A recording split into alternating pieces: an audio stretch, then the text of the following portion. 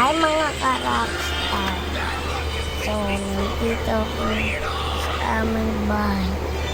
Face to face. Nagluluto si mama ng kanyang paninda. Nagluluto si mama ng kanyang paninda. Ito siya guys. So, pakita ko sa inyo. Wait lang. Ayan guys. Spaghetti ang kanyang niluluto. And sila may papa vlog. And kuya siya. Kawawa na. Ang papa ko ito. Nagnonood silang anime. At ang akin mama ay siya ang nagluluto ng kanyang panindang spaghetti. At ako naman at nakaupulan sa gilid. At palakad-lakad at nabablog. Oh, meron nga pala akong TikTok ha. Support naman kayo doon mga ka-rockstar.